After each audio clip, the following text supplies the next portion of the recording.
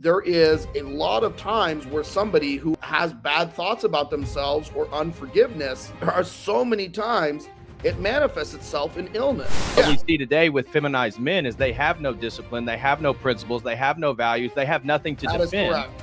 And so that's where the weightlifting, that's where reading scripture, prayer, like becoming disciplined is the counterculture. Having kids, especially a bigger family, is exhausting. It's a lot of output. So you need an area of your life, your spiritual life, where you pray and you get strength from God. And then you need an area of your life where you can kind of get energy out, negative energy out, and you can express yourself. O Lord of hosts, be with us, for we have none other help in times of adversity but thee. O Lord of hosts, have mercy on us. Made me think about when you're talking about demonic activity breaking down the body. I've been talking about this as well in regards to what we're seeing with sort of the transgender movement and people desecrating their bodies, and this liberal idea of total acceptance is no, where is the correcting mechanism in our society to try to help people actually become better versions of themselves? And this demonic force that is sort of pervasive in our culture is subtly getting people to destroy the image of God in themselves. And I have witnessed this so many times, especially related to the drug culture. And that's where the psychedelics or even constant cannabis use, it opens you up to demonic influence, eventually demonic possession. It could be the slightest degree and you're not even aware of it. But me witnessing the sort of people that are a part of this culture, it's constantly the same thing. Their bodies breaking down, diseases, ailments, addictions of different sorts. Can you speak a little bit to what you've witnessed in regards to that phenomenon? Yeah. I mean, I think number one is, like, I can't help but thinking about it, but like, it's the debasement of the human body, right? Yeah.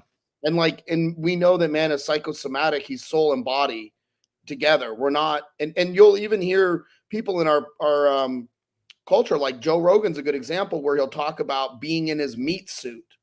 Right. You know, there's a degradation of the body, or Right. that the body is, you know, from the apes or from the animals or from evolution, right? Like the body is this lesser aspect of who we are. It's again, it's a Gnosticism, or really it's a Neoplatonism, where the physical is lower than the spiritual, and I'm a spiritual person trapped in a physical body.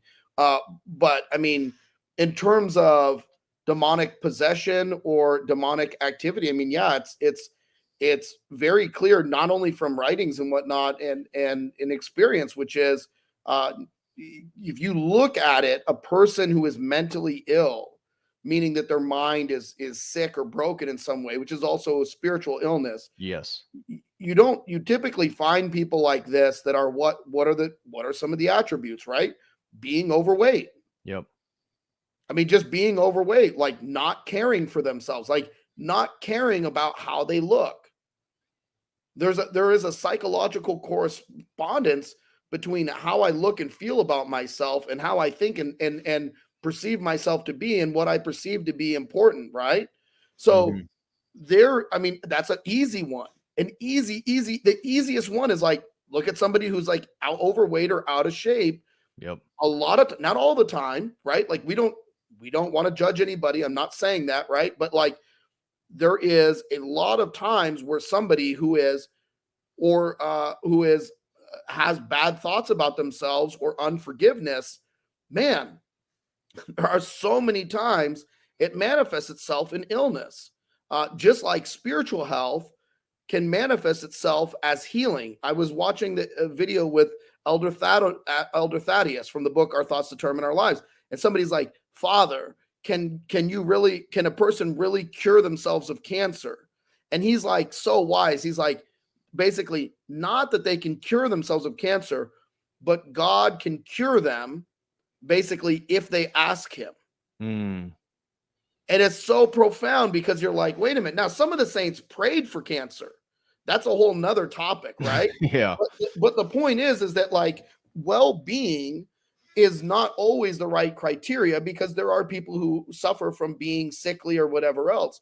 but certainly when we see people in the what's it called, deformation movement, whether that's trans or self-harm or body modification or Yep. mutilation, uh, there are like numerous studies. I just saw a thing the other day, like literally the other day, about the rates of anxiety with people who get face tattoos. Mm, When somebody, and again, what is the, the icon? I mean, and I'm not a Pharisee. I mean, I'm covered in tattoos, man. So like that's a whole different topic. right.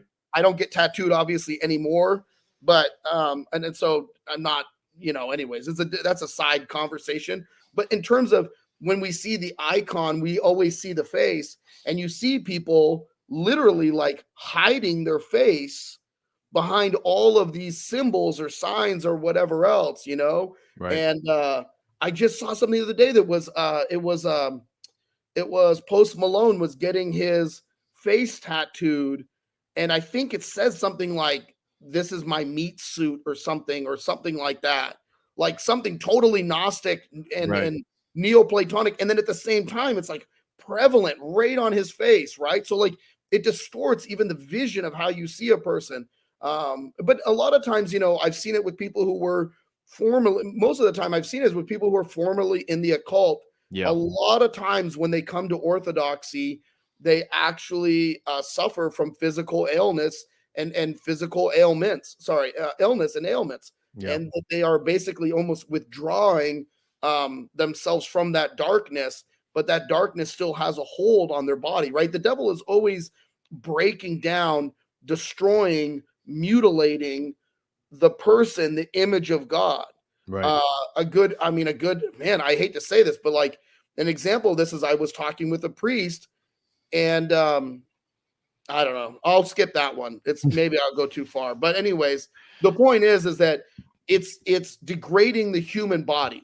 Right. And if you look at, especially when you look at our society, and especially the way that it sees sex and sexuality and the way that it is portrayed, it's all about degrading women, and it's destroying any kind of nobility that a woman has. A woman Right. is seen as like an object, Right. as a nothingness, I've highlighted that the yeah, contemporary woman is, I mean, at least what's being promoted through the Cardi B's and the Nicki Minaj, it's the inversion of the Theotokos, right? It's not about yeah, purity.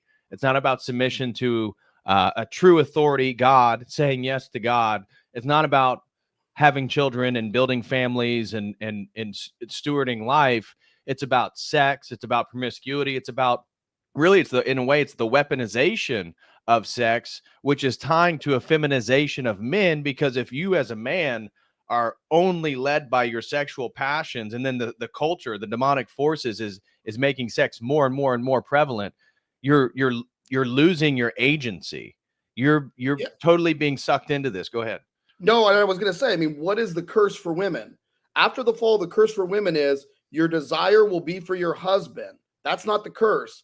And he will lord it over you, right? The fact that men will take a natural desire of women desiring men and their affirmation and desiring their headship, but that the fallen man, the broken, the unspiritual man will lord his headship over his wife, and basically use it to kind of, in a sense, not beat her into submission, but to make her subservient to himself. So Right. what have women done?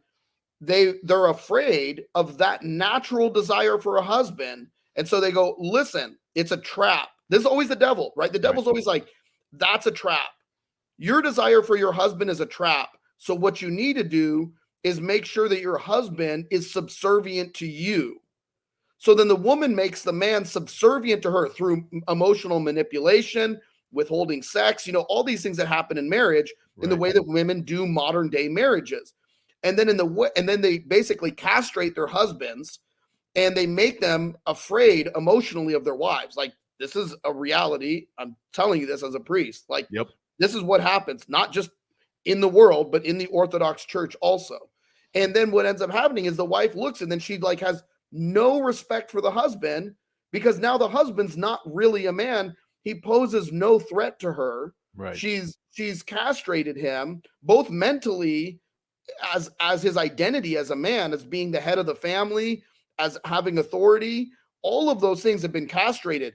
And then physically, that he's just there when she's ready to give him sex or whatever else. He doesn't have any agency or desire of his own. Right. It's all subservient. So it takes the whole relationship and throws it on its head. And then she's completely dissatisfied. Right. Because she's like, well, now I'm married to kind of why is my husband withdrawn? Right. Why is he an emotional eunuch? Why won't he connect with me? Why doesn't he tell me how he feels? Well, you punish him every time he does. So he's not going to. Now, this happens in and outside the church. Now, when you look at the hypersexualization with, say, a Cardi B, what's so the great irony is, right? She's setting herself up in this idolatrous position as being like the pinnacle of sex and sexual desire. Female liberation. Yeah, and all these different things. And then what's her husband doing? He's cheating on her. Right. He's sleeping. He doesn't even want her. And then because she can't get away from her natural instinct and desire, she stays with her husband. Right. Husband keeps cheating. She wants to give him more chances. She's painting herself to all these other men in the world as saying, like, I am this pinnacle of you should want me. It's like your own husband doesn't want you. Right. What does that tell you? Like your own husband wants to be with other women. You're not offering anything that's amazing in any way, shape, or form because you're so distorted as a person. Yeah. And the saddest part too is you're going to start to see, just like we see in Hollywood, all these people and their children. What is it, man? All their children, they all get hooked on drugs, overdosing, dying, rehabs, the whole thing, because the whole family is mutilated, infected with this illness, this demonic spirituality, and this upside down world, you know? So it's anyways. You talking about the modern day relationship of these sort of liberated women that are still in marriages, it reminds me of the tantric goddess in India, Kali. And she is standing with blood dripping from her mouth, the heads of men, a necklace of men, while she's standing with her foot on top of the chest of Shiva, also another Hindu god. But this tantrism, this is considered always the left-handed path, and this is the inversion of typical order, and they believe this is a form of spiritual liberation. But we're seeing this play itself out in the Western culture right now, and relationships are at an all-time, especially successful relationships, are at an all-time low right now. And yeah, go ahead. Well, and I mean, again, so if you take a woman and you go, look, if you say, look, listen, what's going to make you happy as a woman is going to be to be a helper to your husband, the heart of the family, a nurturer, a lover, all these things. It's totally vulnerable. Right. It's a scary role because it's all vulnerable. You know what I mean? Yep. But the fear shouldn't be there if you have a godly man, because the godly man is sent to protect your femininity, your purity, the gentleness, your womanness. That's what he's there for. Now, this is where it gets twisted within, I believe, within a lot of Western Protestantism, even people coming into Orthodoxy, is the man says, I'm the head, so therefore I'm in this position of power. It's like I'm actually kind of the ruler. And it's no. Like that's not the head. Right. The head is Christ. He's the servant leader. He's the one who lays down his life for the people that he loves, and he loves them more than he loves himself. Right. So the wife is able to trust and follow the husband and give her heart to him because she sees he loves me more than he loves himself. Now, that doesn't mean the husband placates. He doesn't mean he doesn't contradict his wife, right? Like all those nonsense of like happy wife, happy life, just listen to your wife, blah, blah, blah. All that stuff is nonsense. You've got to kind of, again, the royal path, you've got to walk in the middle. Like you've got to get rid of on the right-hand side, which I think is a lot of Protestantism today, which is like women submit to men, men are the authority, men are the headship. That's not it. Not in a real understanding and not in a real relationship or a real marriage is that the case. And then the left-hand side where it's like, it's just a free-for-all or an equality or women are the same as men. It's always the middle, which is like women are wonderful. They're spectacular. They're amazing. They're incredible. They have this particular calling from God, that's very sweet and tender and beautiful and motherly and nurturing, and the husband is there in order to protect all of this. And Right. his masculinity is manifested in his servant leadership. Right. Now, he can't be a good servant leader if he doesn't take care of himself. Right. He has to be the vision of what it looks like to be healthy and to be normative. Like when we get into talking about weightlifting is a perfect example, which is like, dude, men need to set the bar for their sons. You know, you get in, I'm like, you get in these situations where you got a guy who looks like he's 6 months pregnant and he's like, why won't my wife listen to me? And it's like, there's not a man on this earth that would follow you, let alone your wife, because you Right. don't, forgive me, you don't look like a man. Right. I always highlight that men are better judges of other men than women are, because when men get together, we naturally sort ourselves out, whether we're playing sports, lifting weights, Yeah. going places, and we're always jabbing at each other to try to test each other, but it's friendly camaraderie as well. And Of course. but what you were talking about made me think of something that I sort of reiterate all the time. And so forgive me, chat, but talking about masculinity and boundaries. And this is where even the psychedelics play in, and why I wanted to begin with that is that one of the things Terrence McKenna would always say as a positive, which I agree with him, but consider it a detriment, is that psychedelics dissolve boundaries. And they absolutely do. I think both of us would agree they dissolve this sort of noetic boundary between the spiritual and the real, between reality and imagination, right, or delusion. I mean, they erase that. Am I tripping? Am I seeing this? Is this really happening? Yeah. And so this dissolution of boundaries isn't just, now I think the psychedelics are indicative of this process at a very intense and extreme degree, but we're seeing it with no border, no wall, no USA at all. The idea that of no national boundaries, no boundaries between genders, no boundaries between man and animal, no boundaries between man and machine. This is a movement towards, again, this false understanding of like pure unity is utopia. And we're going to dissolve all distinctions and boundaries between things. And this is a feminizing effect, because I argue that men are like castle walls and women or children are like the jewels within inside the castle walls. Men build boundaries and we defend those boundaries, whether it be war, whether it be tradition, whether it be value systems.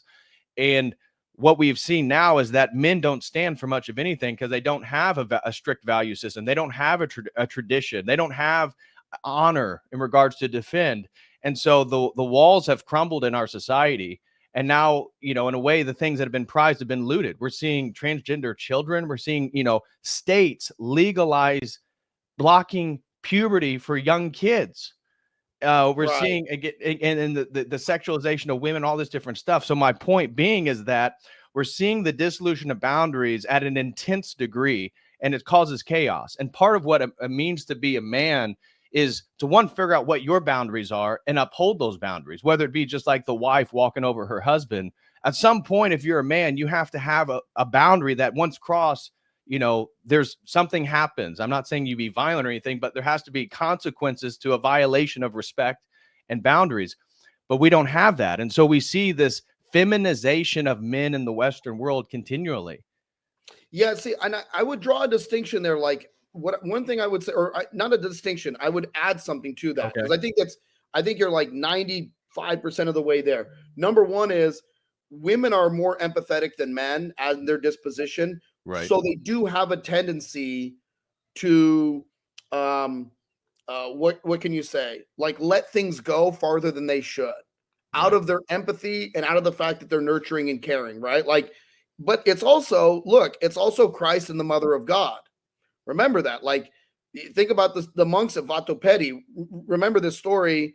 Oh man, what's the icon? It's not the Portaisia. Oh, I'm gonna draw a blank right now. But anyways, remember the bandits show up at the monastery and they're hiding in the bushes outside, and they're gonna go in and basically slaughter, enslave, pillage the Vatopedian monks.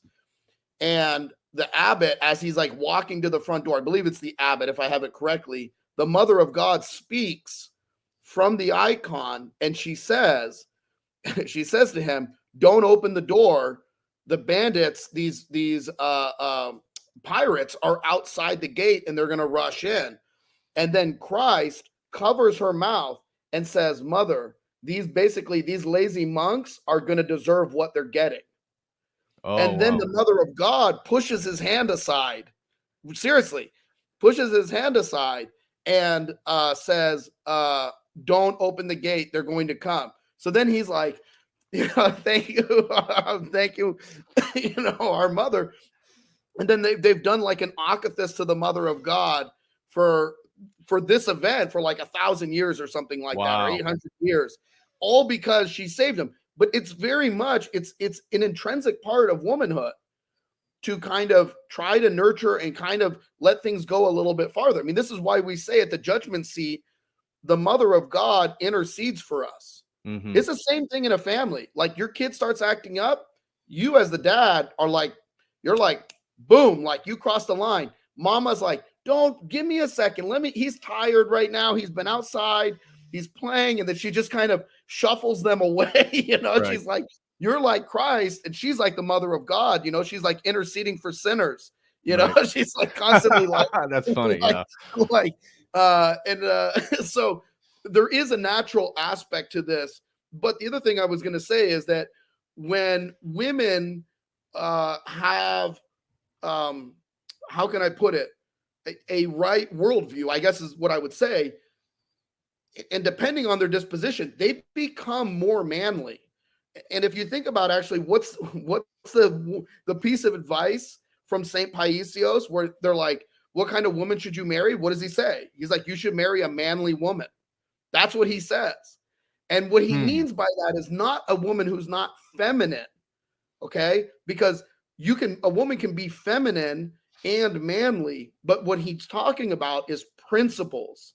Yes. He talks about in his book on married life how there's one that is super tough. It's like she's like almost like she's like a strong woman competitor, basically. She's like throwing stuff around. She's like as strong as the guys. But then when she comes home, she has a husband who's smaller than her. Okay. But he says every time she interacts with him, she's like very tender and is like obedient to him. So it's not that she doesn't have any masculine characteristics or doesn't have any manliness. In fact, this is lauded as something that's beneficial. Even in the sayings of the Desert Fathers, there's one of the sayings of the Desert Fathers that talks about one of the nuns, and it says she was more manly than all the men in that place. And it's not said as a negative thing. It means that she was like hardcore. She was disciplined. She was principled, and she was like, so the same thing. If you meet my wife is very, very feminine. She's not girly. She's very feminine, and she has a very strong feminine energy. But if you try to say or do something that's going to, like, how can I put it, like poison her boys, like she's stinking nitro, like she is like full on mama bear, like protectress. Right. But it's because she has principles. She has those principles, and so she has very, very clear boundaries. So right. I wouldn't say like it's that women don't have boundaries. No. And I wasn't saying they don't have boundaries. My point is that even your wife having, where do they come from? They come from tradition. They come from Christ. They come from Christianity. My point is boundaries themselves are masculine. And you made my point by saying that manly women are upholding through discipline and principle. That's my point. Yes, and that what we see today with feminized men is they have no discipline. They have no principles. They have no values. They have nothing to defend. And so that's where the weightlifting, that's where, reading scripture, prayer, like becoming disciplined is the counterculture, because that's what's going to give you the fortitude to continue to become a more masculine man so that you can defend and you can be of a use to other people. And that's what within many of the men here in this live chat, they're looking for those virtuous women that I guess from that perspective would have a sort of manliness to them because they're going to stand up for principles, for value sets. But the lack of that discipline in our society is creating the simp. I mean, and that's where you look at the OnlyFans phenomenon who's paying for all this stuff? You think masculine men of tradition and value and virtue are paying women to get naked? No, of course not. And this is a real problem. And that's where, like you've talked about weightlifting and stuff like that. These are almost a necessity in the 21st century to be a man. Not that you need to be a bodybuilder or a power lifter or anything like that. The point is that you need to have some type of physical presence, and you need to have the value set to actually fulfill the virtue of your life. At the very least, you need to be at least a power lifter. I mean, at the very least, I mean, we gotta set boundaries. Brother. That's true. Like, we need clear boundaries. At least compete in powerlifting, minimum. No, I mean, I think what you're saying is really, if you were to distill it down, what I often say is be an asset, don't be a liability. Right. So, you know, and I said this somebody the other day. I said there's nothing worse than having a church work day and a bunch of out of shape dudes show up and like can't work with a tool or do anything for more than 2 hours before they're all gassed and then they just want to drink beer. Like that's pathetic. Like Right. that is pathetic. It like is. You know what I mean? Like we were created to be workers. Like that's what we were made to be as men. I mean, you read the life of St. Paisios, even with all his prayer and fasting and everything else, he's talking about working like 12 hours a day. Read St. Joseph the Hesychast and the way that those dudes worked every single day, like 10-hour plus days. And then they were doing 8 hours of vigil at night, you know, and sleeping 6 hours. Like we are meant to be physical. Yeah. And we are meant to be physically capable as men. It's part of who God made us to be. It's you can't be you can't be out of shape and falling apart physically and somehow mystically be spiritually healthy and put together and well. Right. I don't think that there's a correlation. We don't see that.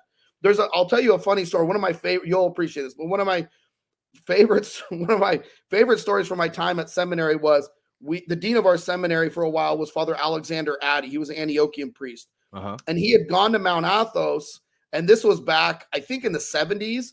And so he had, you would travel to Mount Athos, you would get the visa, you would get there. You only wrote letters. I don't think they even had phones on Mount Athos at the time.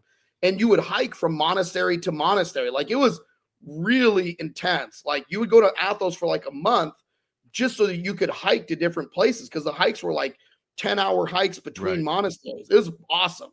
So he goes to Mount Athos and he ends up meeting, his family's Lebanese. So he ends up meeting this monk named Hieromonk Isaac.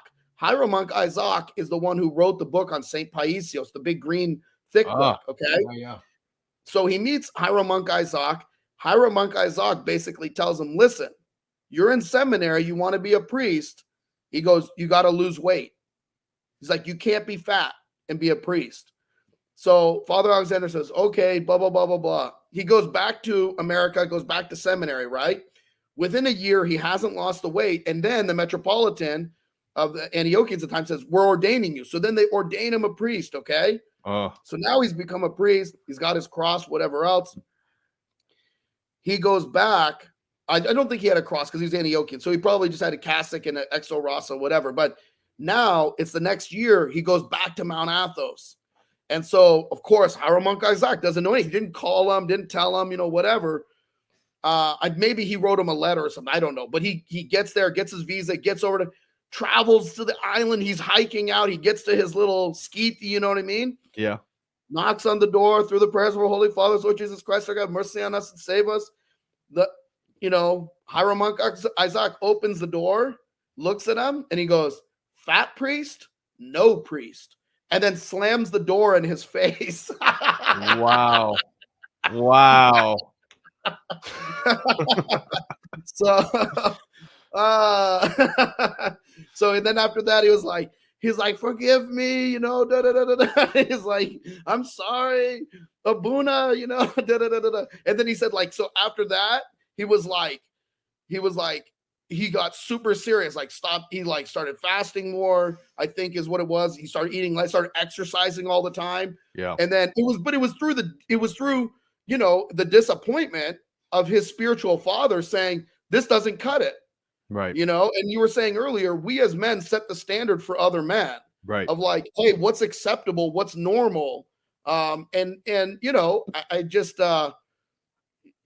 think it's even when I was ordained, people were like, oh, don't worry, there's room in your cassock so you can grow into it. And I was like, I don't want to do that. Right. I don't want to. I grew up, my dad was out of shape and my dad was overweight. And when I was growing up, I was like, I had no respect for him. First of all, by the time I was 14, I mean, I basically told him, look, if you ever put your hands on me again, like I'll end you. But I was 14 years old and I could take a grown man. Right. And I was like, wow. But what it was, and I'm not saying that's necessarily a good ideal relationship that you should have with your parent, right? But what I'm saying is, I always looked at that and said, that's one of the number one things with my kids, especially because they're boys, is they need to see a standard of manhood that is healthy and normal. Yes. And it's not normal if you can't work a full day, do hard labor. Like if you can't sweat and do things that a man can do, it's no bueno. Now, there are some people who just, their genetic disposition, they're skinnier or whatever else. God bless them. Like, you know what I mean? Fasting, there's ascetics, in my experience from being a priest, there's been times where, I fasted more and other things, and it was very blessed. My experience has been living in the world. It's more beneficial for me with children and a wife to be physically capable. Right. Because at the drop of a hat, if anything goes south, I'm the only one who can basically take care of things physically, whether that's defending my family, changing a tire, getting us out of a jam. If everything falls apart, I can go do manual labor. I go work. You know what I mean? So everything is dependent on you as a man to hold that standard, and for your sons to look at you and say, like, my dad's legit. You know what I mean? Like he can hold his own.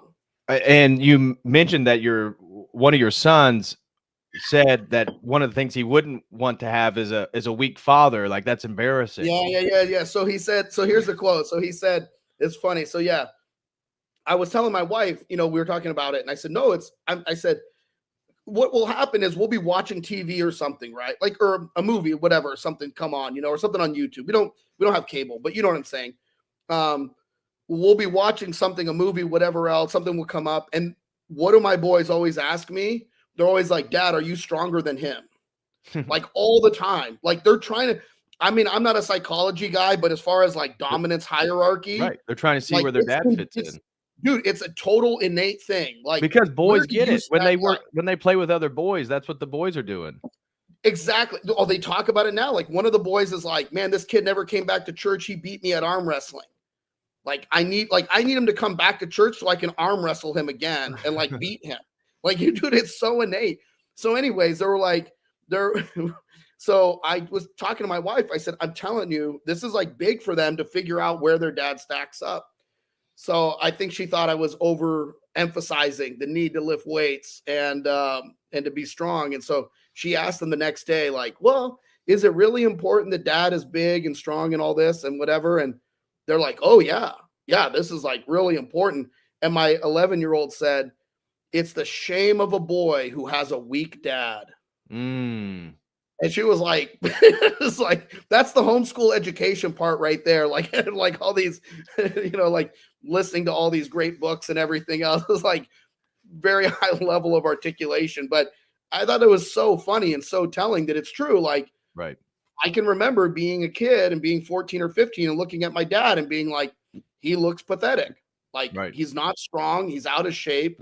Like he doesn't give the presence of a man. Nobody thinks that he's a man. You know what I mean? Right. Well, so and this is why the patriarchy within Orthodoxy is so important, because I've mentioned before with other priests that have come on, the way that it looks to me, especially with a lot of the things that have been happening in the Catholic Church in the last decade, that the last true patriarchy is the Orthodox Church. And that's the patriarchy that comes, blessed by God, that comes down through Abraham. And we all need, just like you're talking about a father, we all need a father. And that's true for our spiritual fathers of being the leader spiritually, having that discipline, having that ascetic practice. And I want you to get into asceticism and how weightlifting and the Orthodox life of prayer and fasting go hand in hand in regards to sort of forming a masculine mentality. But this is why, like my priest, we're going to be celebrating his 91st birthday this coming Sunday. And I am so thankful for him for being the man that he is, to see, like, when I'm 90 years old, I want to be like him. And it gives me something to aspire to, just like your son's looking at you in regards to strength or anything like that. And so I think that these go hand in hand with what it means to be an Orthodox Christian in the 21st century. You know, we don't work a bunch of manual labor like we used to back in the day. So now people are sitting around all the time, and it's like, guys, we got to get out. You got to work your body, because if you don't, you're underutilizing what God's given you. I think that I think that's like one thing that I would say is, and somebody said this to me early on when I became a priest, which was, you definitely need some kind of hobby as a man.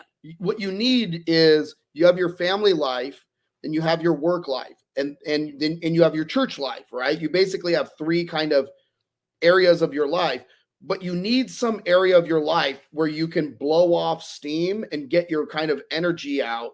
And honestly, inside of every man is a bit of a boy. Yeah. And what do boys like? They like having fun. They like competition. They like playing, right? Like, you need something that kind of feeds the boy in you, right? That makes you feel alive. And you know, when you were a kid, I mean, when I grew up, I mean, yeah, I grew up and I drew and did other things, but what else did I do? I'd go get on my bicycle and ride for like 6 hours. You know what I mean? Mm-hmm. And so you need something that's kind of playful in that way, that gives you the sense of kind of fun or enjoyment that you don't get from going to work. Work is not enjoyment. They pay you money. That's why, because if they didn't pay you money, you wouldn't show up. Like, that's what a job is. Now, with your family, we've already talked about it. Your goal is to be the servant leader and to be pouring yourself out. Well, any mother and father will tell you it's exhausting. Having kids, especially a bigger family, is exhausting. It's a lot of output. So you need an area of your life, your spiritual life, where you pray and you get strength from God. And then you need an area of your life where you can kind of get energy out, negative energy out, and you can express yourself. And also, you know, ideally, it's something that you end up cultivating, doing with your kids, you know, so that there's that communal aspect of it as well. I look at hobbies and I go, you know, if your hobby is, I don't know, like, you know, painting models or something, like, there's no real benefit for anybody besides yourself, but maybe it's good for you to do it. I'm not saying it's not virtuous or not good. When I see weightlifting, I'm like, there's a huge carryover to every aspect of your life. Like, it gives you an authority in multiple areas of your life, and especially with your kids, and especially if you have sons, it gives them a sense of authority. Like, it gives you a sense of authority with them. You know what I mean? Like, they buy into your leadership when they see, like, well, dad's a lot bigger and a lot stronger than all of us. You know what I mean? I may not be taller, but I'll be bigger. You know what I mean? Well, definitely stronger. And that's, so that yeah. I was going to say that leads into the next question I wanted to ask you, because right now the manosphere is like one of the hottest things on the internet, right? And so we had the Andrew Tate phenomenon, all this different stuff. And from an Orthodox perspective, certainly the relationships that they're advocating for aren't filled with Christ. And it's more of a sort of dictatorial relationship where you basically have so much value that a woman is dependent upon you.